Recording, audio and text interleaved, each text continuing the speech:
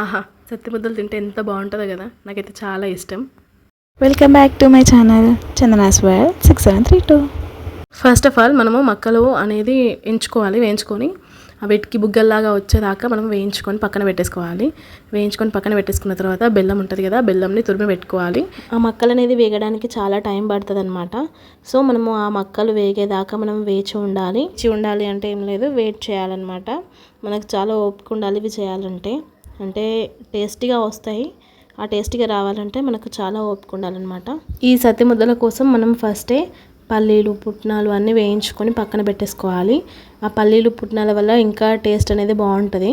So అందుకోసమే పల్లీలు పుట్నాలు అనేది వేయించుకొని పక్కన పెట్టుకోవాలి. ఇంతకుముందు మనం వేయించుకున్న మక్కల్ని కొంచెం పక్కన పెట్టేసుకోవాలి, అంటే కొంచెం చల్లారాలన్నమాట. చల్లారితే మనము మిక్సీలో కన్నా వేసుకోవచ్చు, లేదంటే పిండి గిన్నెలోకి వెళ్ళి పిండి అయినా పట్టించుకొని రావచ్చు బాగుంటే.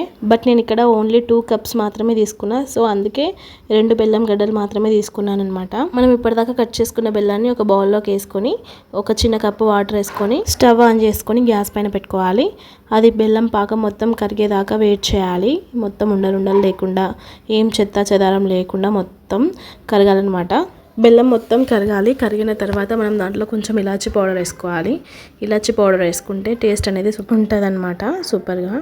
సో నేనైతే ఇక్కడ బెల్లం మొత్తం కరిగేదాకా వెయిట్ చేస్తున్నా. ఈ బెల్లం మొత్తం కరిగేదాకా కలుపుకుంటూ ఉంటే నేను ఇక్కడ కలుపుతూ ఉంటే మా అమ్మ అక్కడ మిక్సీ పడుతుందనమాట. ఆ మక్కల్ని మిక్సీ పట్టిన తర్వాత ఇట్లా అయింది పిండి. కొంచెం సాఫ్ట్గా కావాలి, సాఫ్ట్గా అయితే బాగుంటుంది, లేకపోతే బాగుండదు అనమాట. తర్వాత ఇలాగే చేసుకుంటూ ఉండాలి. కొంచెం సేపు ఇట్లా చేస్తే అది మొత్తం ఇట్లా మరుగుతుంది. నేను గ్యాస్ పెద్దగా పెట్టలేదు, చిన్నగానే పెట్టినా. పెద్దగా పెడితే మాడిపోతుంది అనమాట. సో చిన్నగా పెట్టి ఇట్లా కలుపుకుంటూ ఒక గ్లాస్లోకి వేసుకొని వాటర్ వేసుకొని చూసుకుంటే అది గడ్డలాగా ఉంటే కొంచెం మనకి పాకం వచ్చినట్టు, లేకపోతే కరిగిపోతే రానట్టుగా ఉంటుంది. వాటర్లో వేస్తే కరిగిపోయిందంటే మనకు లడ్డూలు కరెక్ట్ రావన్నమాట, గట్టిగా కాదు, అంత మెత్తగానే ఉంటాయి. సో మనము పాకం ఇట్లా తీగ పాకం వచ్చేదాకా మనం వెయిట్ చేయాలి. తీగ పాకం అంటే ఇప్పుడు చూస్తున్నారు కదా, ఇట్లా చుక్క పడేటప్పుడు ఇట్లా తీగలాగా సాగాలి. ఇప్పుడు చూస్తున్నారు కదా, నాకైతే తీగ పాకం వచ్చేసింది. ఇక నేను దించేసుకుంటున్నా. స్టవ్ ఆఫ్ చేసిన తర్వాత ఇందులోకి అయితే మనం పట్టుకున్న మక్కపిండి అయితే వేసుకోవాలి. మక్కపిండి వేసుకున్న తర్వాత ఉండలు లేకుండా మొత్తంగా కలుపుకుంటే ఇట్లా పిండి లాగా అవుతుంది. ఈ పిండి దాంట్లో మనం కొద్దిగా నెయ్యి వేసుకొని పల్లీలు పుట్నాలు వేయించుకొని ఉంటాయి కదా, అవి కూడా వేసేసుకొని మనం ఇట్లా లడ్డూలాగా చుట్టుకోవాలన్నమాట. ఇక్కడ నేను లడ్డూలు ప్రిపేర్ చేస్తూనే ఉన్నా, మా పిల్లలు మొత్తం తింటున్నారు. నేను చేసిందే కొంచెం 2 కప్స్. సో అవి నాకు దగ్గర ఒక 99 అంతే.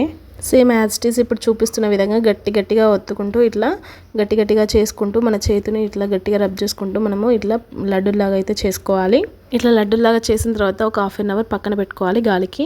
గాలికి పెట్టుకుంటే అవి రాళ్ళలాగా, అంటే అంత గట్టిగా అయితే అనమాట, మనం పలగొట్టుకొని తినాలన్నమాట. సో అందుకోసమే మనం కొద్దిగా తీగ పాకం రాగానే మనం తీసేసుకోవాలి, లేకపోతే గట్టిగా అయిపోతాయి. సో చూస్తున్నారు కదా నేను చేసిన సత్తి ముద్దలు, ఇవి శివరాత్రికి చాలా స్పెషల్ కదా. Thank you for watching. Please like, share and subscribe.